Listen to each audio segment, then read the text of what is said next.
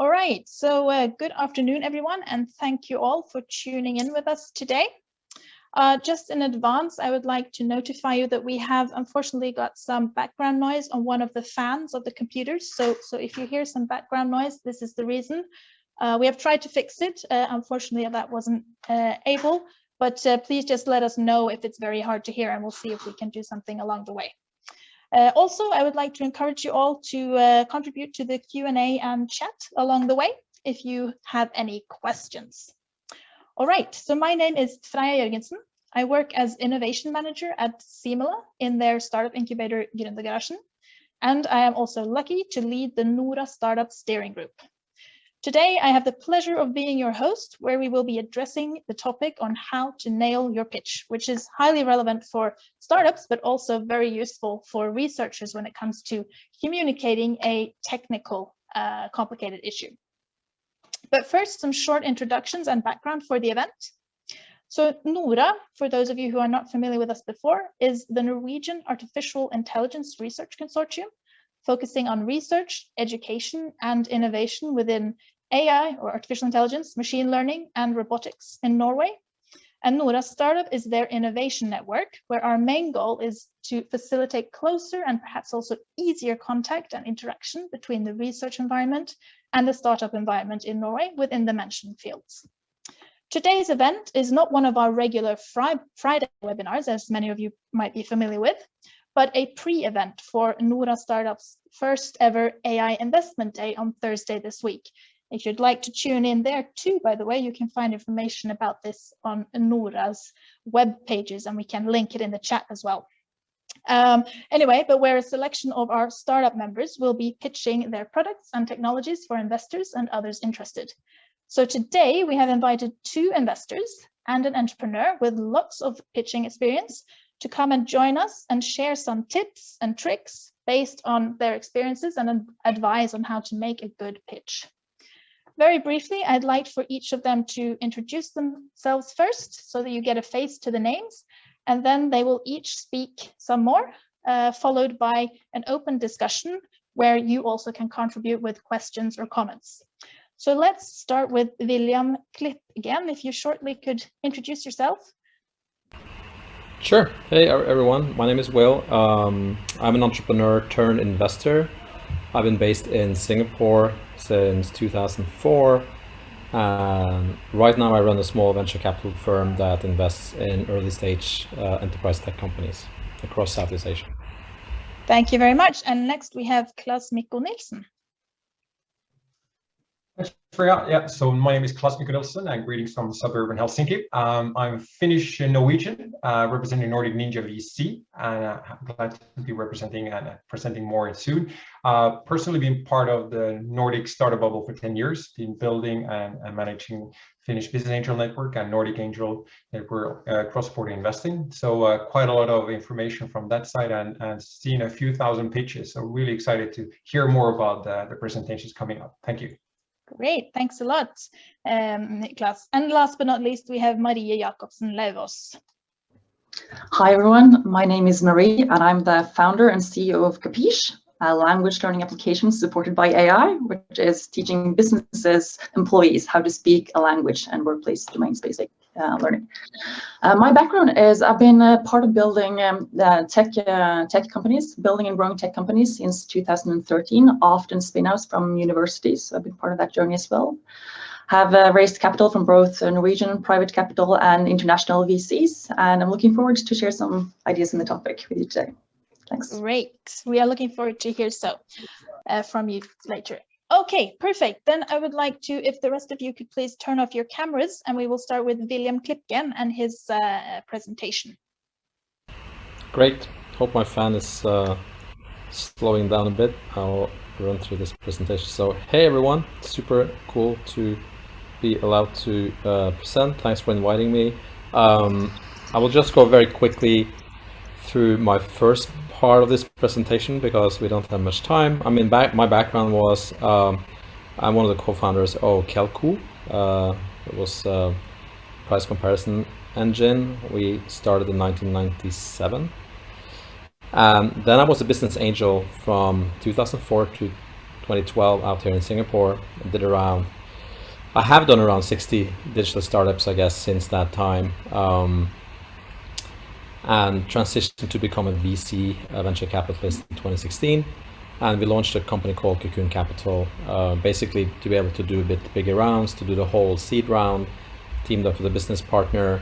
And we do, as I said in the beginning, deep tech, enterprise tech startups, startup investments across Southeast Asia. Southeast Asia is a region with 700 million people, for those who don't know that. And it's a very exciting region where the online adoption is enormous. I mean, on average, around 100,000 people get online for the first time every single day out here. So Cocoon, we invest in 6 companies around that per year, quite slow. We tend to be quite a hands-on investor. We invest around millions of dollars into each company and takes an ownership stake, probably more towards 20% than 30%, but that's the aim, to be in that range. And now we're going to talk about how we see how you should write a good pitch deck. So let me go straight to that. In the old days when I started my company, we had business plans, and luckily for you guys starting companies now, that's kind of replaced by a pitch deck that is much easier to write and much easier to communicate. The bad news is that it's still really hard to express ourselves in writing or in slides, and it's hard to express ourselves in a clear manner. So I'll speak a bit about that as we go along. It's not easy to do things in a short way or in a short form. It's easy to write perhaps 50 pages. To actually concisely put information down into 15 slides and tell a story, it's actually much harder. So I think, first of all, I mean, a lot of you come from perhaps an academic background. One of the biggest challenges we see when we look at decks is that academic people, like I was an academic at some point, are not that interested in money and numbers in terms of performance as they are in the actual tech. And investors are actually very interested in numbers and seeing how much money they can make. And because they're often less talented or interested in the actual subject matter, they are less interested in that part. So that's very important to keep in mind. And when we go across the slides here, let's see how we can structure this to make investors happy. Sorry to interrupt, William, but we cannot see your slides. Had you shared them? That's a rookie mistake. Now you tell me. Yeah. Yes. Now we see them. Thank you. Okay. So sorry. Sorry about that. Let's go back. Yeah. No. My mistake. I should have learned that after 15,000 hours on Zoom. So pitch deck, 15 slides. Know your audience, right? You're not selling your product. You're actually speaking to investors who have very different mindset. So the really important part is to argue your deck with the structure. And the structure that we tend to teach our founders when they go for next rounds is to really look at McKinsey's pyramid principle. Not sure if you heard about that. It was started by the first female management consultant of McKinsey in the 60s, and it's now taught to every single new McKinsey consultant globally. It's basically a way to present something where you start with a summary or the answer, and then you group and summarize all your supporting arguments further down, so that there's some logical order to it. So typically your slide would start with, what are you trying to say with this slide? And then you break that into 3 supporting arguments for the claims you make in the headline. It's sometimes difficult to do that, consistently. But if you think like that, you'll see that you communicate much more efficiently. For those who want to read more on that, just Google pyramid principle. This is a too short a presentation to go into the details. Basically, insert your answer or your claim in the top, and then you would insert your supporting argument 1, 2, or 3, and you can even break that up again into 3. It turns out that the brain processes information easier if you do it this way. The good thing when you conclude the slides in the top is that investors might only, for example, read the headlines if they browse through your presentation, but they will still get the story. Now, the first important thing I want to write about in the deck is to describe the problem you're solving, right? So what is the real problem you're solving? It could be a super cool technology, right, that is fascinating for lots of people, but what real world problem that people want to pay for is it solving? It could solve multiple problems, probably good to prioritize and then talk about the biggest problem and then perhaps underlying problems or secondary problems, and explain why this is a significant problem and use numbers to explain that, as well as sometimes personal stories. I mean, a lot of the founders that come to us have experienced something where things didn't work, or you have been at another business where things didn't work or the business couldn't solve the problem for the customer. That's why, you know, you quit your job and you started a company. And another thing is that a problem that you're solving should by default become more painful. It should be forecasted to become more painful in the future than it is now. If tech innovation, for example, easily will eradicate the problem anyway, it's probably not a good idea and not a good problem to solve in your business. Then you move on to say, how are you solving this problem? What do you have that will solve this in a meaningful and profitable way? And that will typically be your product or service, and both. And then you go a little bit more into the detail on why is this a financially interesting opportunity? What market are you looking after here? What's the addressable market? And when you talk about how big a market you can reach, you have the top-down approach, which is saying you have 1.3 billion people in China, and they're all going to spend $1, so therefore you're going to have $1.3 billion revenue the first year. Top-down is usually not something investors like. They much rather like the opposite, bottom-up, where you say you have X salespeople, this is the time it takes to sell, this is how much each salesperson can do, or even better if it's automatic, this is how fast we can get consumers or buyers to my website, and this is how much I will sell. So I would always say do bottom-up forecasting of the opportunity. Use sometimes third-party reports that you can get, show your sources, and make sure that, okay, it should be relevant market segment, not irrelevant market segments. Use relevant market segments. And you should differentiate between the theoretical and the actual realistic addressable markets your product or service and both can go after. And you know, sometimes if you do a global product, you can sell to the entire world at the same time perhaps. Then you also have to talk about how will you stagger your outreach and what is a realistic market to reach within the first 2 years perhaps, or within the first 5 years. For the team, I mean, the team is at the seed stage, right, where you have probably no proof of product market fit. There's not huge customer traction. You haven't really sold anything, and this is fine. In a lot of high tech or med tech or lots of industries, you can't expect to sell anything in the first 1, 2, 3 years perhaps, because you have a lot of hurdles to go through. The only important thing that the investor actually can look at or judge your company by would typically be the team, your founder, your founding team. So I would spend a lot of time talking about the background of each of your founders, each of you and your co-founders when you present. Sometimes we have teams that are presenting that just kind of quickly go past that slide because they don't want to talk about themselves. Not a good idea.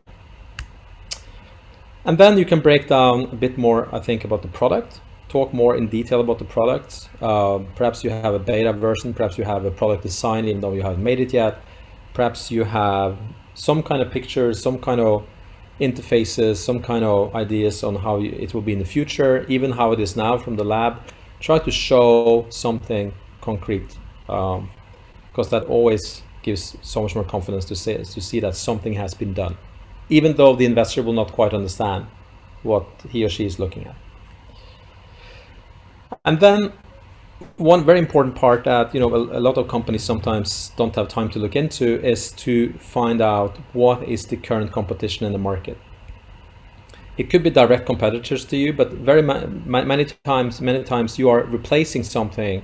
So you are introducing a new solution to a problem in a cheaper, better, smarter way. So It could be people you are competing with, but it could also be people or companies you are replacing with your new product. And information on them and how they are positioned and how you are different is quite important. Sometimes you have these kind of, you know, two-dimensional, or the matrix, where you always are putting yourself in the top right corner.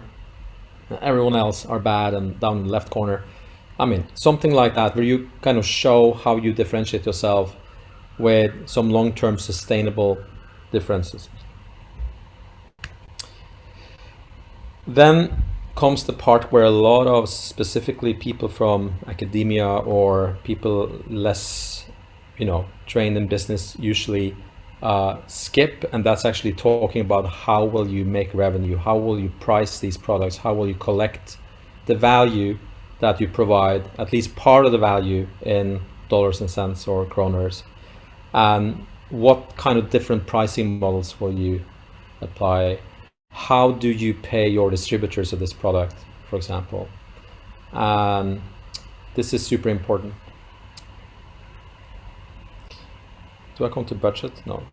And then it's also important to kind of see how your business is scaling. So how is your business scalable? How will your cost base change as you grow this business and scale it to 100,000 products a year, or sales, or 1 million products? How will your margins change? That's quite important. I mean, if you do a software product, by default, it is scalable, right? Because you develop one product and you can sell it to the entire world. Sometimes it's more complicated, and sometimes things happen when you try to do some things at scale that are not evident when you do it only in the lab or at a very small volume. So try to discuss that and kind of show that you are ready to move to a higher scale, and you are addressing and thinking about the problems that can introduce. Then you have internal scaling. Let's skip that. External scaling, yeah, I talked about that. I think we don't have to go into too much detail. But of course, if you can choose between different markets for your product, it would be ideal that you go after market segments that are growing. That you go after markets where you have some expectancy of people being willing to use your product or service, even though it's not completely ready or perfect. And then we come to the fundraise part in the deck. We are almost at the end of my model deck here. We as investors like to see at least a 2-year budget, and it should ideally be monthly. You should, when it comes to how much you should raise, which is a kind of separate discussion topic, we think you should at least raise for 18 months, perhaps 24 months. And you should think a little bit about what investors do you like to have in your business, which investors can add value. When it comes to valuation, I think you should just be realistic and go after what is market practice. That's also a whole separate talk about what's the right valuation for your startup. And it's quite different based on the category of startups. I don't want to go into that here. In that 2-year monthly budget, it's really good if you have some standard accounting terms. Don't make it super accounting-like, but you should have, you know, the revenue, the gross, actually it should be gross revenue, the gross profit, and your net profit or EBITDA. And if you have time, if you can, a cash balance is also super important to see how much cash is actually in the bank. The main thing about running a startup, right, is never to run out of cash. And it's really, really helpful if you have a monthly 24-month cash flow forecast as well, so we can always see when will your lowest point of cash be. If you start to make revenue at some point, perhaps your lowest point of cash will be after month 12. If you run a deep tech startup or a med tech startup, you know, you will never have the lowest point of cash will be at the end of the period, right? Because you will keep burning cash as you go through that first seed phase. And then at the end, I would just summarize what did the investor listen to, what are the main points, and provide your contact info. Sorry if this was quite fast. We don't have much time, so that's what I had. We can have more questions I get at the end of this, right? Yes, thank you very much, William, for the presentation and for the very, very many good points there on what should be included in a pitch deck, and very, very important points. So thank you so much for that. And definitely we will have time for questions afterwards. So you we can address these questions then. So the audience, please, if you have questions, keep them coming and we will address them afterwards. Now I would like to pass the word on to Claes, who is also an experienced investor. So Claes, feel free to share your screen and present. Thank you so much. And the classic COVID question, can you see my screen? Yes, we can. Wonderful. Okay, good. I'll just get started. So thank you so much. And I'll have a look. So 25 past. So just quickly running through some of the highlights. So thanks, Will. And building on that, Will's guidelines on the kind of structure of presenting and pitching. So as mentioned, I've seen a few thousand pitches as well, and it's always fun, and it's of course an art to find the right words, the right angle for the right audience. So I will focus on the narrative on my side of the presentation, and narrative, of course, what actually makes you interesting. So capturing the classic elevator pitch, how do you grab the interest of that audience? And in this case, it will be the investor. So let me run through. In addition to myself, so background from the startup bubble for 10 years, and I've been part of building the ecosystem in many of the fields of the investor side of the table. Some interesting, like for example, Slush Investor Day, that's something I was part of concepting, and understanding the interest and what actually drives these investments and investor interest. So that is something I want to highlight, and I got my contact details there in the end as well, so happy to share those. But so quickly, as mentioned, I'm representing Nordic Ninja. It's a 100 million euro fund based here in the Nordic Baltics, doing deep tech focus-ish investment. So AI is very much in our interest area. So far done 13 investments in 2019, and yeah, happy to find our first investment in Norway. So please contact if anything interested to be highlighting. Our focus area is very much on scaling. So that is more or less this kind of a, when you have the readiness, you have some revenue ready to prove that the solution works. That's something what Will already mentioned in his presentation. But so let's dig in. So the part of the pitch. So as Mike Butcher, one of the TechCrunch leading journalists in the world, he highlighted that 50% of being a startup is about communication. Quite a provocative way of explaining. Of course, we know it's all about the inside and building and what actually happens, but communication is super crucial part. And having a narrative to support that of course makes it much easier for the audience to speak on your behalf. And that's also part of the pitch as well. How do you make the audience, in this case the investor, remember you, what you actually do and understand it? So just as a highlight, my background is very much on managing business angels, and as Will mentioned, scaling is one of the interest areas. So I divided this in two simplified models. So for the angels, these individual investors investing their own money, they are typically interested in two elements, which is the team and scaling. How do they make the scale work? Do they trust you as the team?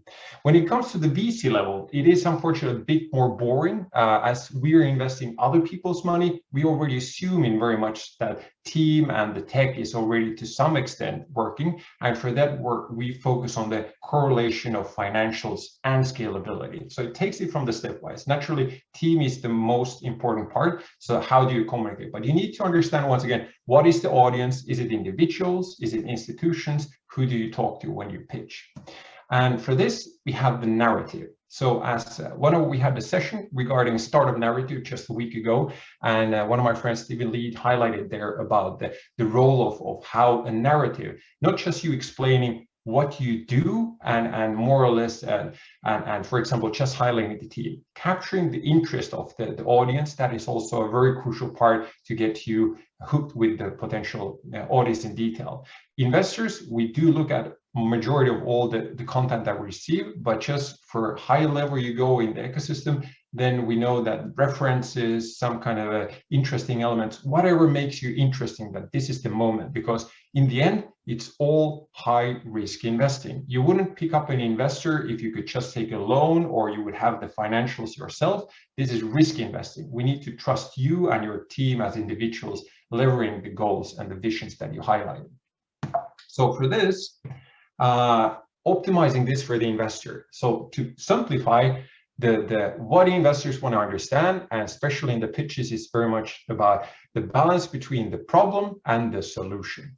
So what we typically see is a massive description of problems. What is the issue? What is the challenge? And then we go into the solution.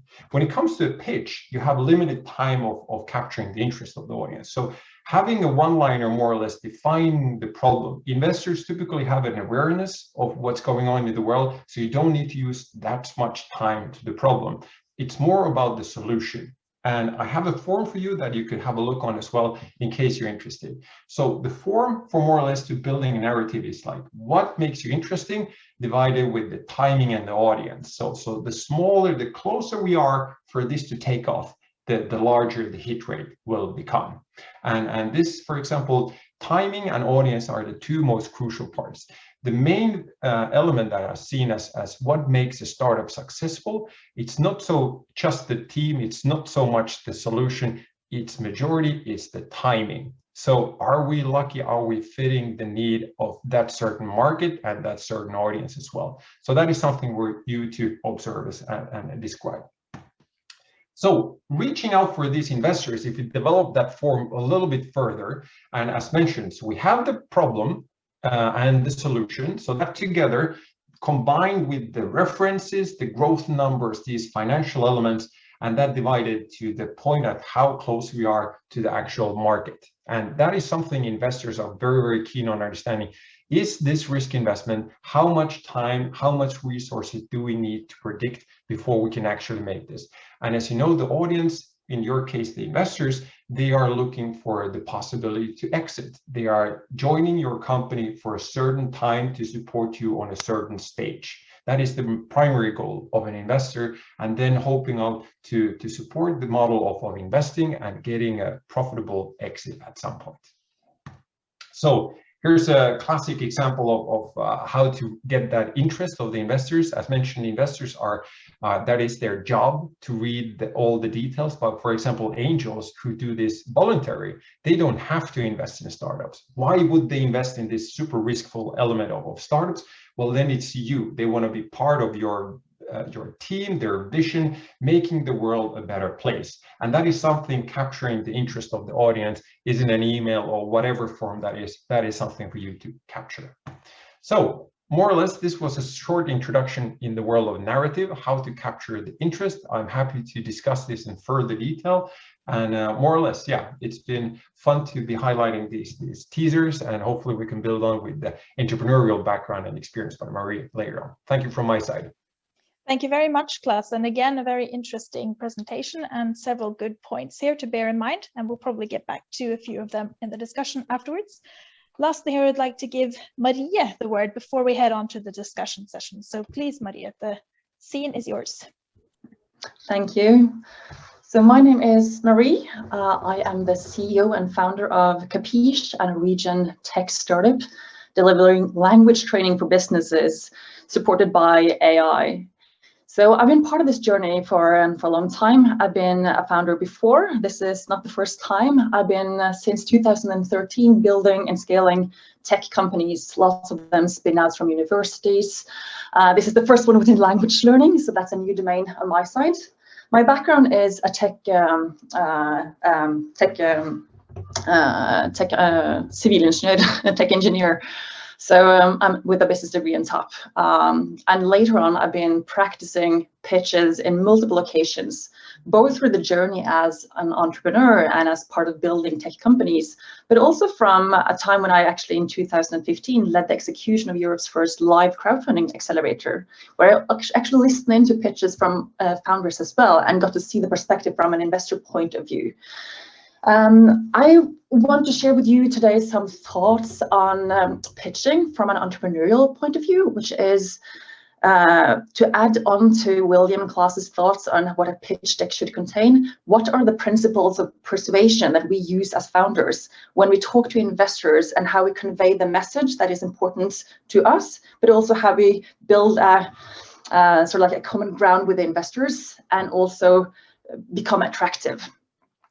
So I just want to share a little bit on our side in Capiche first. So in Capiche, we have this language learning application that we sometimes say it's a language learning application that teaches you work-specific skills. And our team is very tech-heavy. And one of the dangers when you're a very tech-heavy team is that you become so excited about the technology behind. And I guess for everyone working in the domain of AI, machine learning, intelligence, there are so many things you could start to talk about on the technology side. But something that is important to remember when pitching to investors is that this is a completely new market to many of them. And to an investor point of view, the most important thing is understanding the market, understanding the business, and understanding what value you are selling to your customers. And one of the mistakes we did early on when we started pitching our technologies was that we sort of started with the technology and we started explaining some of the core benefits of our technology. But ending up with your solution is sort of flipping it around. And it's also taking away the magic from a presentation. And when you're pitching, you don't have a lot of time. You are very constrained. Maybe you have 3 minutes, 5, at a maximum 10. So you want to get as quickly to the solution as possible. And what we did is that we started with the solution first. We started with a story, with a surprising element of our market, which is blue-collar industries with a large base of non-native speakers, and giving them a perspective of imagining who the client would be. And we started pitching about this aquaculture company that was a client of ours, and show how we built this highly customized and gamified language application for that client specifically. And the cool thing about showing your solution first is that you get to show the secret sauce behind afterwards. And then the investors will start to visualize different ways you could solve the same problem for other clients as well. Maybe they have some perspectives on segments where you would be interesting, and you get to dig deeper into that secret sauce. This is also a narrative that works very, very well in pitching, because surprise elements is something we remember. But the good thing to remember is when pitching, I always think that you shouldn't have one pitch, because when you're presenting, you want to be visual. You want to be communicating your idea, and you want to show your team your knowledge, experience, but you don't want to send over slides full of text and maximize the content. So think about the fact that less is more, but be flexible in the sense that maybe you should have several decks. Your pitch isn't your deck. Your pitch is your presentation to that investor on that day, but you should always have a follow-up deck ready. And when I say less is more, I say less is more because you want to show the investors in the meeting where you are and who you are, but you also want to be able to follow up with more news, with more content. So you don't want to show everything in that first meeting. And that's also because none of us can remember everything in the first meeting. So be sure that you show the most important thing and then follow up later with more juice. I want to talk to you about some principles that I think is very important when pitching. And the first thing is to add on what William said about the team. Everyone says that a great team with a bad idea will outcompete a bad team with a great idea. And one of the things that is really interesting and that I find really interesting is when you talk to investors, one of the first things you do when you do the initial talk is that you sort of establish this common base of interest and values. And this creates a sort of like understanding of the dating mechanisms between entrepreneurs and investors, because it is basically going on a date. You need to like the investor, and the investor need to like you back. And if you can find a common understanding, this also aligns with why do you have this vision and this mission for your startup. You create an understanding with investors of where you're going, and you could also bring in the confidence of the investor as you go along. And investors tend to invest in great teams over great technologies, which is why it's so important to showcase your confidence throughout the presentation. This could on one side be the background of your founding team. What extensive background do you guys have? How diverse are you? If you are a researcher with an idea, it's really, really important that you show that you have managed to hire or attract people with commercial competence, because you need that commercial competence to take the idea to markets. And then another perspective, which is really, really nice, is to showcase what are your team's greatest accomplishments so far. How much has been done in how little time, and how do you attract talents? You can spread this throughout your presentation. And the other thing is a fact that we follow the lead of credible and knowledgeable experts. That's something we know. We tend to look at others who is an authority in the field. And when it comes to tech, we want to know what is your unfair advantage when compared to competition. What is it we have that no one else can do? And is it something within our expertise, our know-how that nobody can steal from us? And more importantly, how are we strategizing around our IP? Because nowadays, the algorithm isn't necessarily the most important. It's often about data and how we're using data or strategizing around data, which could be really important to talk about. And more important, what strategic players look up to you because of your authority, and what value does this bring to your company? So in pitches, I sometimes think about how we can just demonstrate authority by sharing market knowledge, industry facts and standards, mechanisms and buyer criteria, but also how you are an authority in that field, which also adds on top of like, why should we invest in you as a team? A third principle is the fact that investors want to make sure that they know what others think of you. And what is important to investors is not necessarily what your research partners or your university thinks, but what does clients think about you? Because when we are uncertain, we tend to look towards the actions of others to determine our own action. Which means, have you been talking to other investors who have screened your startup so far and like your tech? Maybe introduce the new investors to the investors you already have on board. Do you have clients who love your product and brag about your product? Then maybe showcase this in your pitch and ask for a loud voice. Ask the clients to, if you can actually openly share their feedback to the investors. Because what the clients say and the proof from clients is the biggest proof you can give to an investor, because that determines a market and also shows a story of who you will sell to. And also determine who are the other authorities within your commercial fields. And of course, when I say authorities in your field, this does not necessarily mean only your commercial segment, but it could also be tech partners, important strategic partners that you should partner up with to commercialize and sell your technology. If you can add a statement from those partners, it really strengthens your pitch. A third point I want to add is this open commitment, which is really, really nice to have in an investment deck. And this open commitment could be a commitment from either the tech team or founders. What commitment has founders put into the company? Are you investing on this, alongside with the investors? Do you have a lead investor coming on board? Or do you have commitment already from commercial players, either in a large industry pilots or commercial pilots? Of course, a recurring revenue will be the best. And use this to actually show this commercial traction early on, because you have two ways to build your pitch. You have either the traction pitch or you have the value pitch, but traction is always a nice thing to add on. And then the next thing is commitment is also nice to ask for in a pitch with an investor, because you are trying to create a joint commitment. What will be the next steps after this first meeting? And if you have a follow-up deck, that is a really, really nice thing to just commit to in the meeting, but also have the investors commit to something back. Maybe they have some industries or clients they would like to let you know about, or someone they can introduce you to that could help you on your journey to sell. A third point, which I think is really important, and a point that I think a lot of especially Scandinavian tech entrepreneurs struggle to do, is to balance power. Because when you are in search of funding, it feels stressful because it feels like the investor have all the power to invest in your startup.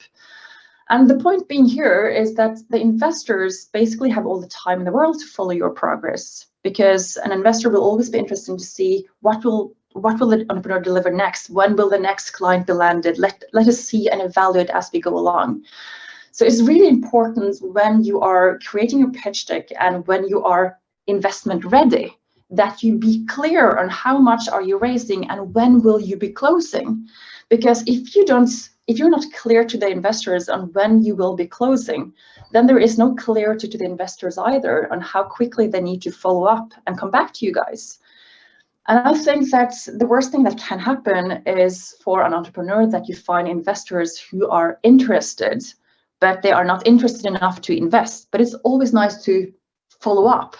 So I think that we should be bold enough to say that we are not hurt if an investor should decline. And you can be so clear that you can actually, in the follow-up email, let the investor know that we will be raising X amount of dollars at this date. This means that we will need a decision from you as investors within X amount of weeks. That adds a sort of like FOMO for the investors as scarcity, but it's also really important that you show that you will close within that timeline and let the investor know that no feelings are hurt if they should decline, because this gives you the power to put all your efforts on the investors that are actually interested and will take part of that round. So just to summarize some of the persuasion points I've added here, it's the likability, establish a common interest and values and show the brilliance of your team. Authority, showcase your unfair advantage and explain why you are credible experts in your field. Consensus, what do clients and authorities say about you? Commitment, show commitment from team, clients, partners, and potential lead investors. And at last, scarcity, balance the power and create a call to action. Thanks, that's the few points I had for today's talk. Thank you very much, Maria, and a lot of good elaborations there. I would kind of like to ask all the panelists to please turn on their cameras again. And we have received some questions from the audience along the way here.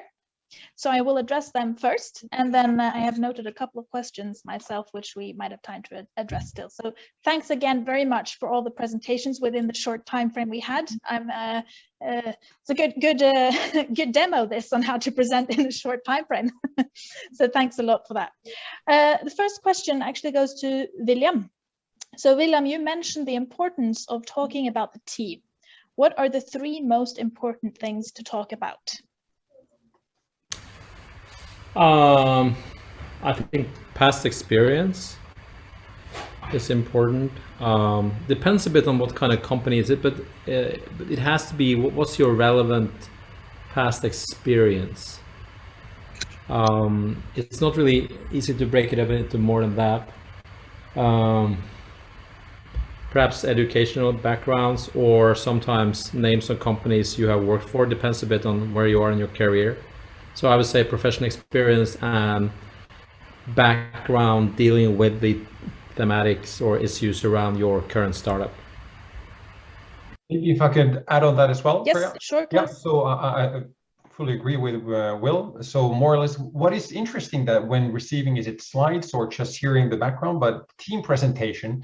So rather than just highlighting like 25 years at a company X. So that is of course something, but it's not that interesting. So having the narrative thought there as well. So what actually makes that person, that individual interesting? Like in the one-liner of the name and title, for example, you could rather use that help building the world's #1 or just something like, once again, what picks up the interest and could increase the level of trust and excitement to study more. So having I think that's one of the main slides that we look at is how do we get the trust to these individuals. So narrative for the team presentation.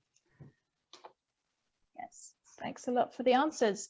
All right, next question. What if you have a strong product with a clear advantage that is the result of a good idea and outsourced effort, but not necessarily a strong and sellable team? Maybe Maria would like to start there. I think then I would focus on getting the team in place first, because you need to have the team in place actually before you start your investment round. And I just want to say why this is important. And the reason why is because you want to have the strongest people on your team, the founder team, invested in your company. Once you're starting to raise money, getting the team on boards on the cap table is going to be really, really hard, because you're going to increase the valuation of your company, and it's going to be more expensive to get the team on board with an ownership into the company. If you don't have a strong team now, be sure that you recruit that team and showcase to the investors when you have recruited them that you were able to recruit them because you had a great product and a great solution to the markets.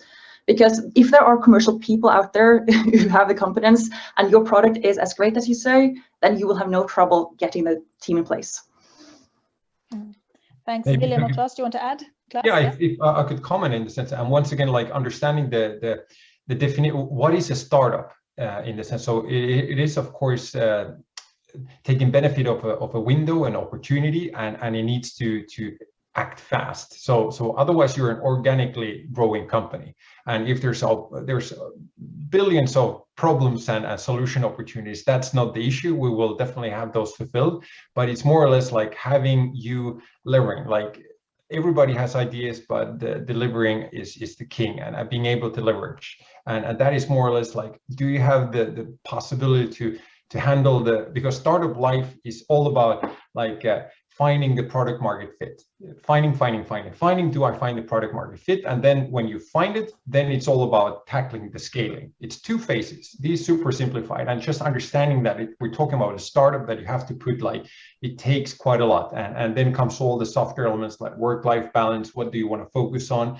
But it is still like dedication of solving a problem and making it scale and take it to the world. Like if you have a solution that makes the world a better place, then you have all the resources. We'll pour all the resources available, but it's more or less like the team in the end is who's going to do it, as Maria mentioned. And yeah, the problem and the solution is not the key at all.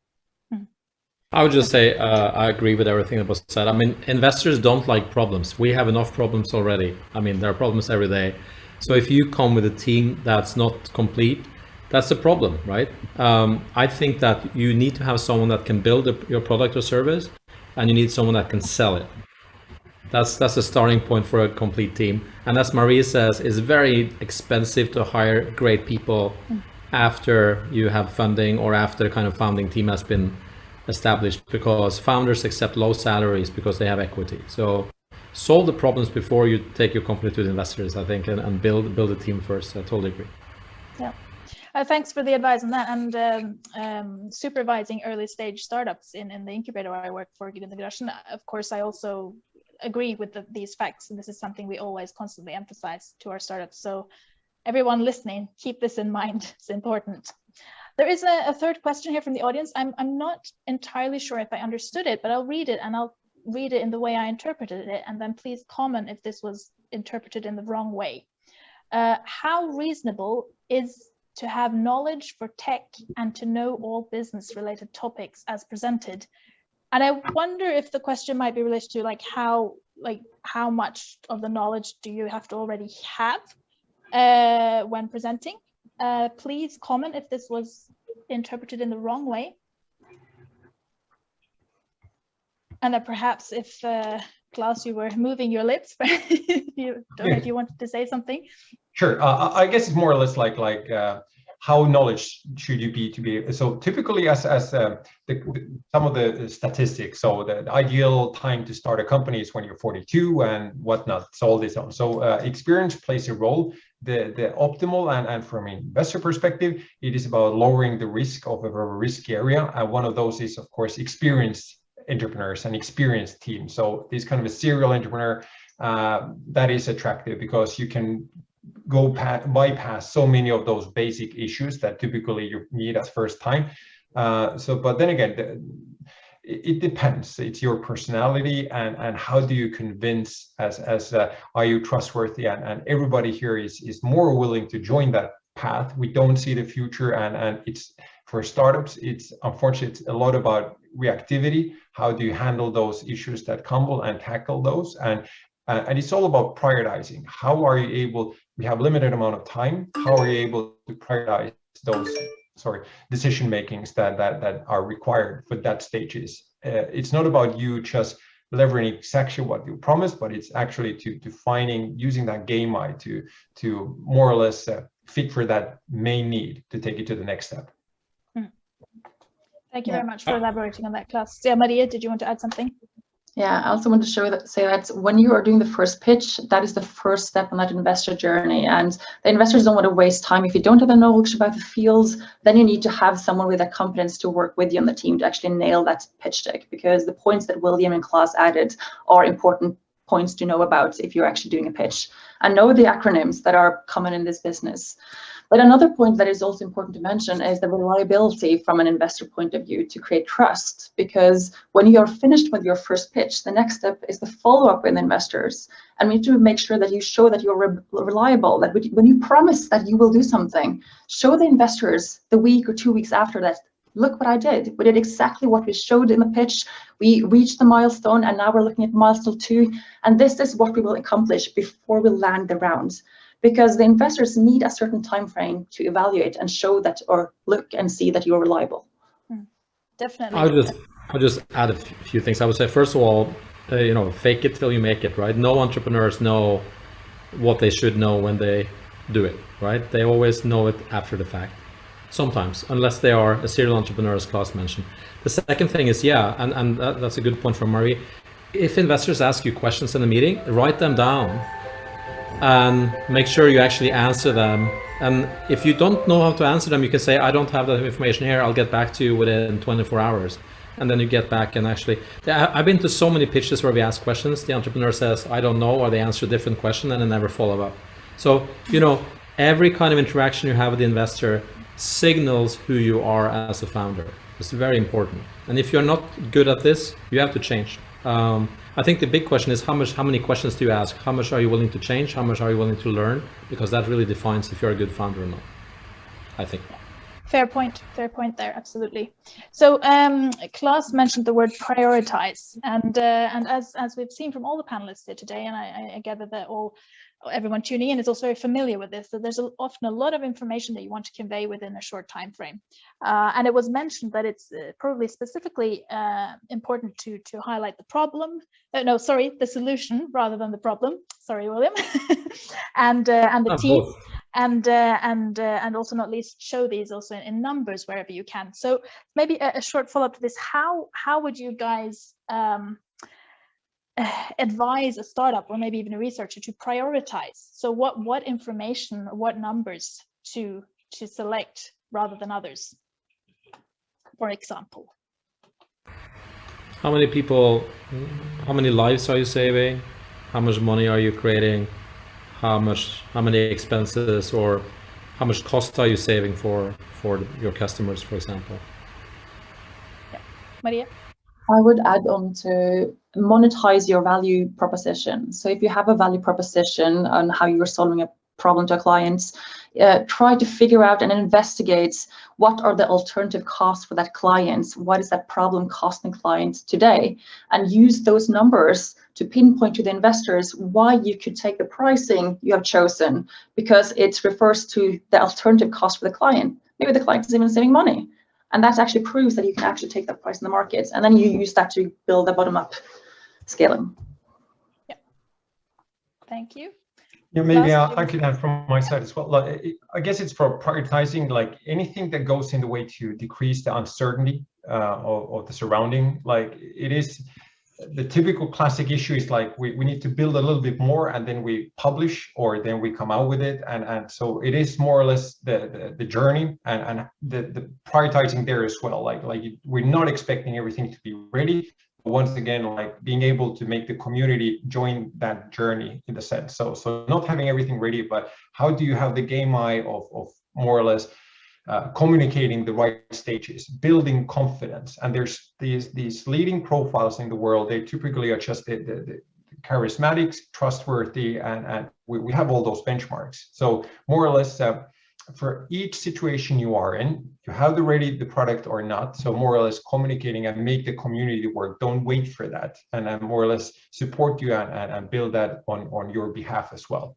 So that is yeah, somehow we, especially in the Nordics, we have the issue of not bragging enough. So and it's a beautiful balance between being too self-confident and then again not being at all. So more or less give a positive push, and like I said, I do like Mike Butcher's attitude of having communication as a big part of that as well, and especially within the AI, it is uncertain. There's huge hunger. The world is very much really ready to learn and join that learning that you as a company and entrepreneur are building. So that's definitely something to highlight. Absolutely. So heading on as a follow-up to that, a lot of the startups and also researchers, but it will be the startups that are going to pitch in NORA on Thursday this week. A lot of them, they are working on highly technological advanced solutions and products within AI, ML, and robotics. So how would you guys advise them on how to convey this highly technological information or product in a understandable way to an investor, and at the same time also, not overloading with too much technical information maybe, and also sticking to the time naturally, but at the same time this technology part is very essential for these products. What would your main advice be on that? Maria, do you want to start? I can. So this is a good question because this can be very technical from a university point of view. But you could have a slide where you talk about IP, right? And in some fields, it could be a field where patents could be applicable, but a lot of AI fields also, patents are hard to obtain. So it's really important that you maybe benchmark and show benchmarking of the results in your technology compared to state of the art, for instance. How much better are you than state of the art? But you don't need to have too much. Make sure that you mention those important numbers, like X% better than state of the art, or you compare it to like the R-score compared to, use that as a differentiation and differentiate towards the competition in tech. How are you better?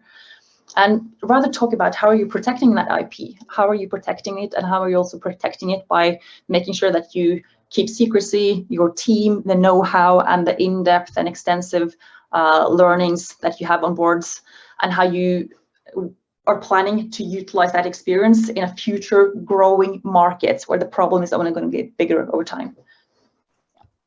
Lars or William, do you want to add? Yeah, I see a lot of AI startups, and AI is a bit of an abused term in many ways because there are so many kinds of AI and not everything is really AI, right? So I would say explain what platforms or tools you're using, and explain what is your IP add to the system. So what are you basing this on? What are you adding to it? What kind of AI is it? And try to explain kind of the amount of work that has gone into it. It's really hard for an investor to understand the value of technology unless you break it down into components that are easily to communicate. Yeah. And explain, as I think also Marie said, how are you different? How much better are you than state of the art? And why is it that you are able to produce something that's better than state of the art? Because you're a small startup with 2 or 3 people. So what's the kind of secret sauce? You shouldn't give away everything, or if you're applying for a patent, obviously you shouldn't talk about things publicly, but you need to make it likely in the mind of the investor that you actually have something, you have created something, and what that is. Exactly. Yeah. I think we need to wrap up here now soon, but just as to summarize at the end here, for our startups that will be pitching on Thursday this week, some of them it's actually the first time, some of them have done it several times. What would your main takeaway message in one sentence be? We can start with Klaus here then. Wonderful.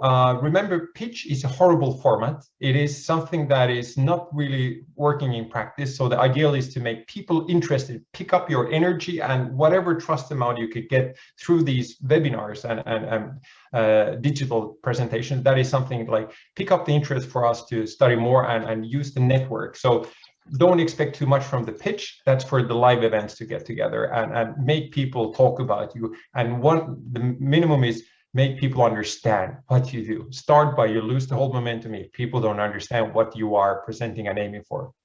So good. Maria, your takeaway message? Totally agree. Create engagement and make the investors interested in what you're doing, but make sure that they want to follow up because they want to know more. Make them interested in asking more questions because questions are good. And if you're not able to answer all these questions that William listed up in a pitch deck into your first pitch, well, then leave something out and build that first teaser deck and do the follow-up to be reliable. And I think the engagement is the most important part. You want it to seem likable, and you want to create this common ground with investors, and make sure you do the follow-up. That's the most important. Great. William, do you have a last Sure. message on the end here? Yeah, I would say practice with your friends, your partner, your mom. You know, because it's like you're like an actor on the stage, right? And I'm horrible at that. I hate pitching, but I've seen lots of good people that pitch very well. You can find it on YouTube. You learn by being comfortable and by learning the tricks. So share your passion, explain what you're doing, and don't forget to talk about money. Thank you very much, William. And I think that at the end there summarizes it in a very good way. Remember to practice, not least. Otherwise, you're not going to deliver a good pitch. So that's very, very good advice. And although it's awful, it may also help to actually film yourself, because then you see your body language in addition to actually hearing. So that's also a second advice there. Thank you very much for tuning in, guys. I'm sorry we went a little bit over time, and not least, thank you to Maria, Claes, and William being our panelists today, and for all your extremely valuable experience and knowledge on the matter. So thank you so much for tuning in, and enjoy the rest of the day. Likewise, thank you. Thanks a lot.